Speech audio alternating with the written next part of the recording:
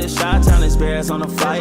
Let me go tune in to Keek on the mic. He gon' make sure we get our news and highlights. When you get on YouTube, you better hit the like. Hey, what's going on, Bears fans? Thank you so much for joining me for another episode of Keek on the Mic, the podcast all about the Chicago Bears. As always, if you're new to the channel, make sure you hit that subscribe button and the notification to catch all Bears content right here on the podcast. Bears fans, before I go any further with today's episode of Keek on the Mic, I want to give a huge shout out to the sponsor of today's video, and that is BetUS. As always, you guys can head over to betus.com and use promo code YouTube150 for 50% deposit bonus up to $2,000, and also get 125% second and third deposits as well. First and foremost, Merry Christmas to every single one of you guys. I hope you guys have a very happy holiday. I know it's been a down year for the Chicago Bears, but just try to relax and enjoy the holiday season. And once again, I am joined by Isaiah Fry. How you doing, Isaiah? I'm good. How you doing?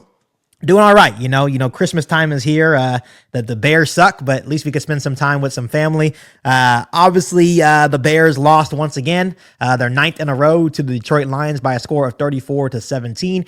They're now sitting at 4-11. I expect the Bears to probably lose out, but just go ahead and give me your initial reaction to that loss to the Lions on Sunday. Not surprising. I mean, Detroit's playing for something a lot bigger than what Chicago's playing for. Chicago's not even really playing for a first pick overall right now. They're just kind of just playing. Yeah. But not surprising. Very impressed with Caleb though. I'm very impressed with him, man. I like watching him. He's doing a really good job. I know he's getting a lot of flack because people need something to talk about, and it's unfortunate. But if you sit down and really watch the game, man, he's doing some good things right now, and Bears fans should be excited about him moving forward. Yeah, it was actually kind of a double whammy for the Bears. Not only did they lose their ninth straight to drop to 4-11, but the Carolina Panthers won as well. So we still own the Carolina Panthers second round pick this year. They ended up winning, so now they're seventh overall. That means, that second round pick goes down a little bit. And the Bears also stayed at the ninth overall pick. So even though we lost, we're still at 9 overall. We didn't move up at all, which kind of sucks, because when you lose, you want to make sure you're at least trying to push for at least a top 5 pick, right? But it seems like the Bears are kind of stuck at that number 9 range. In regards to Caleb Williams, 332 yards, 2 touchdowns, and 0 interceptions is damn good for him. He was the really only reason why I stayed tuned in to that game. Some very impressive throws to Keenan Allen, Roma Dunze on that 4th-and-1 play. He looked like a very confident quarterback on Sunday, but you still have Bears fans or just fans around the National Football League that are calling Caleb Williams a bust. And I mentioned this yesterday in an episode of Keek on the Mic, just talking about how I understand that there was high expectations. He's the number 1 overall pick. Everyone was basically calling him generational, but that was basically the media. And I know that I probably even said it once or twice, saying that, he could be generational, but let's just wait and see.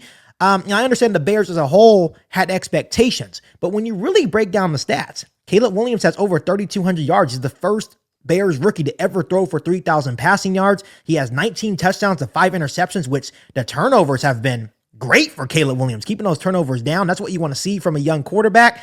And to add to this, he has 4 300-plus yard passing games, which is rare for a rookie quarterback to have that consistently. And he's already 6th all-time in a single season, talking about Bears quarterback passing yards, which is not a hard feat to, measure up to or get to, but in the past, it has been hard for Bears quarterbacks overall to throw for a lot of passing yards, and he's doing it already in season number 1. So, Isaiah, what I want to ask you is, why do you think people are calling Caleb Williams a bust and just saying that, he's not meeting expectations this year? Not watching the games and just looking at the record. It's a lazy way to make an assumption. A lot of people do that, unfortunately, in the sport. Even the pundits on ESPN, they'll never sit down and actually watch a Bears game and see the good things that he's doing.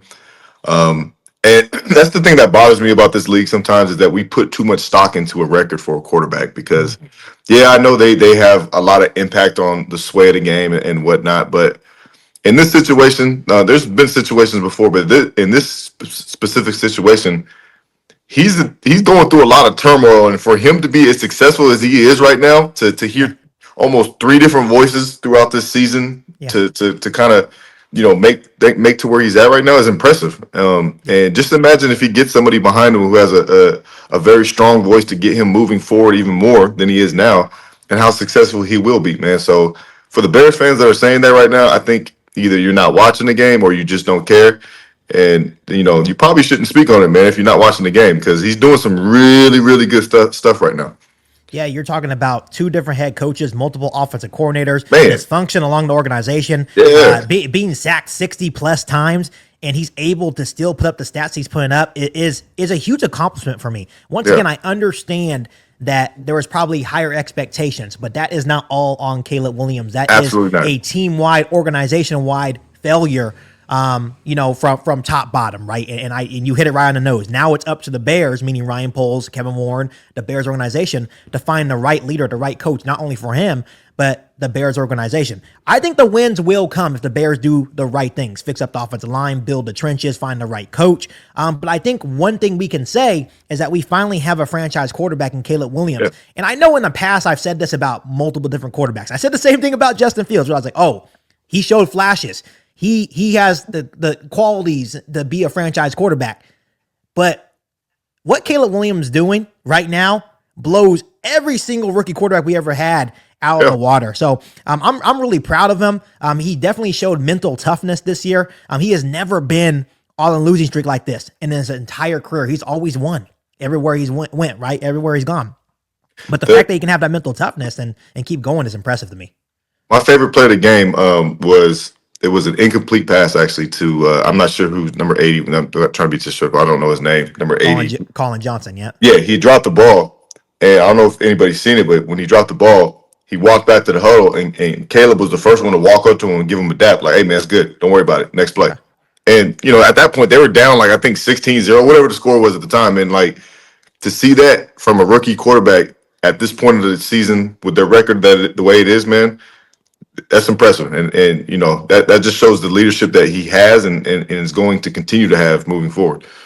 Yeah, and it's an exciting time as a Bears fan. Hey, if you're hating on Caleb Williams and you're calling him a bust and you are a Chicago Bears fan, I'm not sure if I can call you a Bears fan. It's either that you're just a true hater on Caleb Williams or you're still sad about Justin Fields being traded. You have to get over it.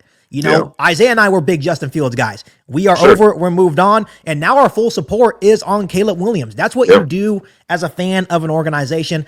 Caleb Williams definitely has the right stuff. Now it's up to the Bears organization to continue to build around him. But my last question on Caleb Williams before we move on the Bears head coaching search right now. What is your response to people saying, once again, Caleb Williams has over 3,200 passing yards, 19 touchdowns, 5 interceptions. What do you have to say to people that are saying that Caleb Williams is stat padding during garbage time? What does that even mean? They've lost 9 games. I don't want to hear that, man. I don't want to hear that at all because, if you've watched the game, a lot of the times it's happening in the end of the second quarter, beginning of the third quarter. That's where most of his stats are coming from because they start super slow. We all know that, right? They're not being successful in the first quarter. And the fourth quarter stats, man, they're not really going for it. At that point, the game's over. It's not to the point where they're out there slinging it around every single time. They're still running. They're still calling run plays at the end of the game because that's how out of reach the game is. So, yeah. No, I don't listen to that, man. I think, and you can make the counter argument. Okay, if you want to say stat padding with that, then it's even double more impressive that he hasn't thrown a pick in I don't know how many attempts because that's hard to do. Yeah. You know what I mean? Because so. It's a double-edged sword, man. So they just need someone to talk, something to talk about. That's actually another record that he's actually chasing is like the not throwing an interception and a certain amount of passing attempts. And he's like not only with rookie quarterbacks, like we're talking about like everybody. The record that Aaron Rodgers had a couple of years ago. You know what I mean? So he's up there with some of the greats. So to be a rookie quarterback and not throwing interceptions, it's impressive to me. And a lot of people are like, well, he's not really taking risk. Look at some of the throws that he's making. The one to Keenan Allen along the sideline, that was a dart. That was a dangerous throw. That was a great throw. One to Roma Dunze, those are dangerous throws. Those are taking risk, right? So for me, he has everything that we need to see in a franchise quarterback. And to me, that gives me hope. Like finally, okay, we finally got the quarterback right. Now can they get the coach right to pair with our franchise quarterback at the end of the day? Absolutely. He's going to be a stud, man. He has everything. His pocket presence, his feel right now is amazing to watch, man. And it's starting to slow down for him. So, yeah. Be excited. Yeah. So, the Bears have 2 games left. And it seems like we just want to get out of here and get to the offseason so we can finally find out who the next head coach is going to be. I have urged that, the talk is over, the debate is over, and I know the Bears are going to do their due diligence and hire a bunch of interview a bunch of these offensive minded head coaches. I know people are talking about Vrabel, but when you're looking at the finalists, I think to me it's going to be Ben Johnson, Joe Brady. Maybe you can even put in Cliff Kingsbury. But to me, I think the talk's over. I think it has to be Ben Johnson. When you're looking at the Lions versus Bears game, that was an audition not only for Ben Johnson, but also audition for Caleb Williams. And prior to the game, Tom Pelissero came out and said, hey, Ben Johnson is intrigued and he is willing to interview. It was followed up by Courtney Cronin. She's also a part of ESPN and she also covers the Chicago Bears. She said that he will interview for the Chicago Bears job. This is what makes this significant, Isaiah. Ben Johnson has been known to say this, and this is to last year as well when he was taking interviews or thinking about taking interviews to be a head coach elsewhere. He made it clear that he's only taking interviews for teams that he's interested in signing with. So the fact that he's interested in the Chicago Bears is a huge deal because we kind of went back and forth over the last couple of weeks saying, hey, is he actually interested? Will the Bears, mess this one up because of the dysfunction inside, Hallis Hall? What's going on with Ryan Poles? All that good stuff, right? But the fact that he wants to interview for the Chicago Bears means to tell me that he is interested. He understands that the Chicago Bears have a whole lot of talent. They just need a good coach to run the show. So to me, I don't let this guy leave Hallis Hall. When it happens and he interviews, I think Ben Johnson is the guy for the Chicago Bears. And we can go down a rabbit hole. Everyone knows what he's done with Jared Goff, them being a top 5 offense for the last 3 years. It just seems like the perfect match for the Chicago Bears, for Caleb Williams moving forward. And that's all I'm thinking about is Caleb Williams' future here. Yeah, absolutely. He's number 1 on everybody's list. I think the big question is what they're going to do with Poles. And, I can see Ben Johnson wanting to come in. We spoke about this a couple of weeks ago, him bringing his own guy in, which I totally agree with, honestly, because, not to say that Ryan Poles can't right the ship, but like I said before, you gotta have a clean slate to where everybody has the same way of thinking because, Ryan Poles comes in, stays in, Ben Johnson comes in, something doesn't work out, Ryan Poles gets fired, then you're back at square one, man. So that's the bigger question to me right now is what they're going to do at the GM spot. And that's something that we're going to talk about over the next couple of weeks because there are rumors out of Hallis Hall basically indicating that the only coaches that are okay with Ryan Poles at the moment is Brian Flores and Mike Vrabel. No Ben Johnson, no offensive guy really wants anything to do with that at the moment. So right. if Ben Johnson comes in and says, hey, I'm not feeling Ryan Poles, I think Kevin Warren's going to make the move and fire Ryan Poles, Absolutely. which it may not be fair, but I think they love Ben Johnson that much. I think they understand that this is a guy that you have to take a huge swing on. For sure. And I think they will make that huge swing. So for me, it's offensive league, Isaiah. I think everyone realized that. I think Mike Vrabel was intriguing when we were having those conversations. But after that game against Chicago Bears where he put up 475 total yards. You see what he continues to do with Jared Goff. And what made it so impressive to me, and I understand the Bears defense is kind of going downhill, is that he did it without David Montgomery.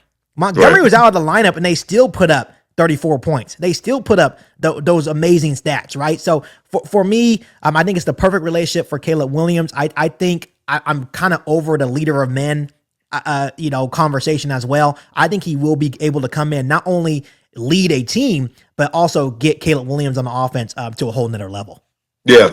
I'm curious to see that. I do think that is a big principle as a head coach, but you can see how the way he's leading that offense, man. I think that, that kind of gives you an indication on what type of coach he will be. I think in a perfect world, and obviously this will never happen. I think in a perfect world, I think every Bears fan would love to have Vrabel as the head coach and then Ben Johnson come be the OC. But Ben Johnson is in a position, man, to call his shots right now and basically hand over a blank check and say, "Hey, this is what I want." So, I think Ben Johnson's the number 1 guy, man. He needs to come in and like you said, take a huge swing at him. He's earned it. And there's a reason why Detroit Lions players, Dan Campbell, that they know what's coming, right? And there's a reason why they're talking so highly of him. And, even when I talk to Lions fans, they're like, there's no way you guys are getting Ben Johnson. I go back and forth with Lions fans. There's a reason why they don't want him to go. Like, No, they don't want to go. No. they don't want him to go. They understand that if he goes to Chicago, there's a high chance that he's going to make Caleb Williams into that generational talent that we all know he can be, right? And I think that's what's intriguing even for Ben Johnson, right? He's like, okay, I love Jared Goff, I love Detroit, but this is a rare opportunity to coach a quarterback that can be a generational talent. Right. And he understands that. So I think that's why he's intrigued. He's going to listen to the Chicago Bears. And at the end of the day, I think the Bears are going to pay huge money for Ben Johnson to be the next head coach. As they should. Yeah. And honestly, man, his interest in the Bears should tell you everything you should know, you would want to know about Caleb Williams. Because I promise you, if he thought Caleb Williams was a bust, he would not be trying to come over here at all. Right. He would not want to come over here. And we've been talking about the dysfunction of the Chicago Bears. Like, oh, there's no way Ben Johnson's going to come here. Yeah. It seems like he's not worried about that. He's only worried about getting an opportunity to coach Caleb Williams. That's how good Caleb Williams has been. So anyone out there saying Caleb Williams is a bust, go shove it elsewhere, man. Because we're about to land probably one of the best OCs we've seen in the last couple of years, right? He's the hot candidate. You have to take a huge swing. Yeah, Joe Brady's outstanding. Liam Cohen's been outstanding. Mike Vrabel would be good as well. But he is the guy for the Chicago Bears. I would be actually disappointed if the Bears don't land him at this point. Yeah, I think we all should be disappointed, man, because he is high at number one on the like it's one and then spaces and then number two, man. So yeah, he has to be hired. So before we move on to like a little bit of a pregame show for the Seahawks Bears on Thursday Night Football, during the game, Ben Johnson actually called a play where it was a fake fumble where, he had Jared Goff stumbling, Jahmyr Gibbs fell down. He actually had everyone on the Lions sideline also say, like, scream, fumble, fumble. It actually stunned the Bears and they stopped because they thought the play was over. And he found a wide open Sam Laporta and it was intentional. Do you think that was a message to the Bears at all? It was, just to show how creative he can be. It was a great play call because even the play call without the fumble is a hard play to cover in cover three. I seen exactly what covers they were in. It's cover three. Backside tight end comes across and runs a wheel, like a drag wheel almost. And the buzz defender is actually supposed to run with that in a normal situation. And for him to have his eyes in the backfield, see him fumble, it's damn near impossible, man. I felt bad for the safety to even have to try to cover the tight end in that situation. So for him to do that and be successful was definitely a message. Yeah, I think that was the play that finally solidified it, because even last time when we played the Lions on Thanksgiving, I wasn't all that impressed, right? I was like, okay, the Bears defense came in. That was obviously Matt Eberflus's last game as the Bears head coach, but the Bears defense played well against them and he really had no answer. So the fact that he came into Soldier Field and put on that type of performance to me was like a statement like, hey, I'm interested in the Bears job, but hey, I'm going to show you what I can do. Now the ball is in your court at this point. And I think Kevin Warren and Ryan Poles, rather it's Poles or not, they know exactly what they need to do. And I'm excited to see if they can get it done.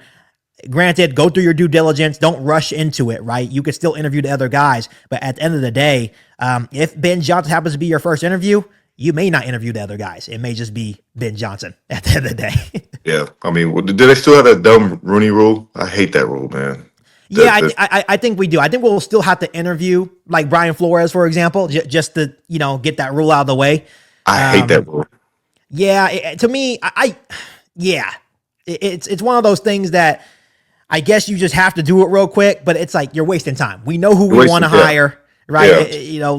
I guess you could bring in Brian Flores and Ben Johnson on the same day with intentions to hire Ben Johnson. I think we're not hiding anything. We're not hiding anything anymore.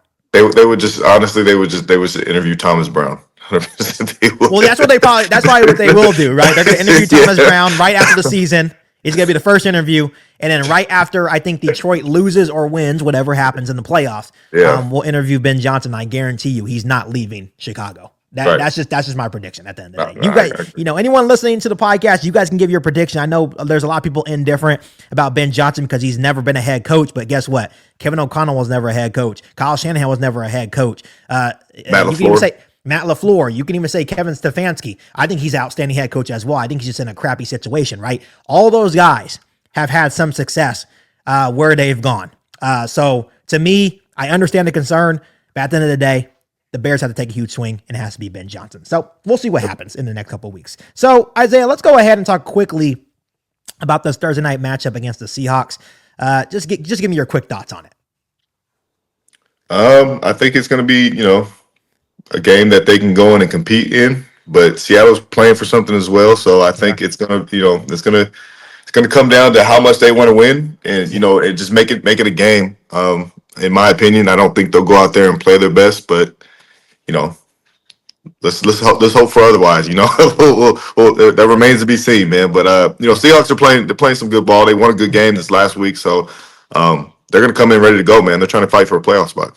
Yeah, when I look at this game, I see a Seahawks defense that is pretty good, and the Seattle offense is pretty good as well. Obviously, the Bears defense, I don't know what happened to them. It's been a big fall off since Matt Eberflus has been fired. I think Eric For sure. Washington has definitely failed the test as the DC for the Bears. They've looked lost out there, blown coverages in the secondary, all that stuff, right?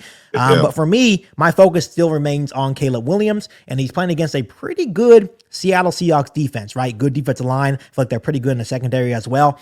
So if he can go out there and have a good performance, even in a loss, I will still be very happy, because at the end of the day, that's all I really care about is Right. Caleb Williams and his future at the moment. Right. Absolutely. Watching him be successful, I think that should be everybody's high on everybody's priority list, and he will be, man. He's been playing some good ball, and just allow him to go out there and do his thing, and just watch him flourish. Yeah, so obviously, last couple of weeks, the Bears have been out of it for a while now. So Isaiah and I haven't really been doing a full breakdown because there's really nothing to talk about. The team's 4-11. The season's over. So we'll go right ahead and get into score predictions. Go ahead and give me your winner of this game and score prediction. I got Seattle winning this game 24-17. I think it's actually going to be somewhat close. Yeah, I'm also going to take the Seattle Seahawks, but I think it's going to be 24-20. I think it will be closer. I think this is one of those games that even early on, I was like, okay, this is a game that it's still winnable for the Bears. And it wouldn't shock me if they do win this one. You just never know. And I think it has a lot to do with Geno Smith and how he's kind of streaky at times.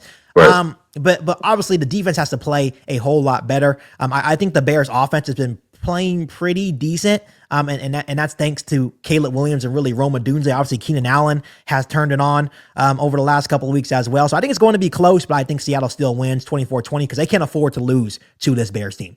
Absolutely. And by the way, man, I'm going to need DJ to stop cutting his routes off, man. That's so irritating. That's so irritating, man. And people keep talking about leadership. That's the dude that needs to be leading for sure. That's a whole other discussion, man. Yeah, it's a whole nother discussion, but it is disappointing because he's kind of acting his age. He's still a young guy, right? And it's like, my problem with that is you didn't have to sign here. You didn't have to resign. If you really felt some type of way, you were frustrated, you could have said, you know what, I'm going to hold off until I see what you guys do. Like who the next head coach is, blah, blah, blah. But you opted to resign. And now that you're acting like this, your young quarterback needs you. He needs your help. Right. And you need, and there's no guarantee that we're going to bring back Keenan Allen. So if we don't bring back Keenan Allen, it's going to be you and Roma Dunze. So we're going to need you to step up next year. For sure, man. And he's the number one, man. So he's got to figure it out. Right. And even though you're out of it, you're 4-11. Go out there and play hard. Go play prideful. And at the end of the day, I understand that we probably want to lose at this point because we want a better draft pick. But I still want to beat Green Bay next week. I'm not sure about you guys. As a Bears fan, it's always FGB. What I mean? You want to beat Green Bay at all costs. So I hope they play with pride these next 2 weeks, and I think they will. I think they are trying. They're just not a good football team right now. Yeah, they're not, man. And as bad as Eberflus was as a head coach, man, you're starting to see his value as a DC a little bit, just a little bit. He was keeping it close. I will say that. It's just those late game decisions that were costing us. But he kept it close. And I know Eberflus was at home, like, see, hey, right. I wasn't the only problem. See, I wasn't the only problem. So yeah, it's hilarious. But we've got 2 games left, Isaiah. And then we get to go into the offseason. That's going to be a lot of fun. No more saying the Bears can win the offseason. We're got to see that into August, right? Because the Bears the last couple of off seasons have been really good, but it hasn't translated onto the football field. So 2 games left, but once again, I appreciate you coming on today's episode of Geek on the Mic. Absolutely.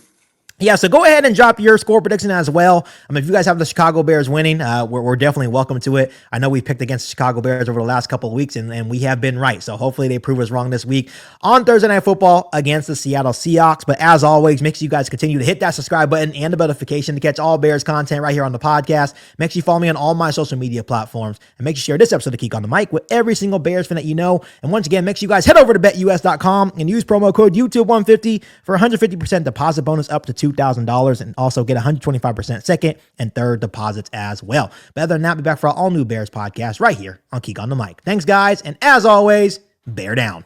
Bear down. You ain't bout it, you ain't bout it, you ain't kick on the mic. You ain't bout it, you ain't bout it, you ain't kick on the mic. You can go and subscribe cause I be on it right. You ain't bout it, you ain't bout it, you ain't kick on the mic.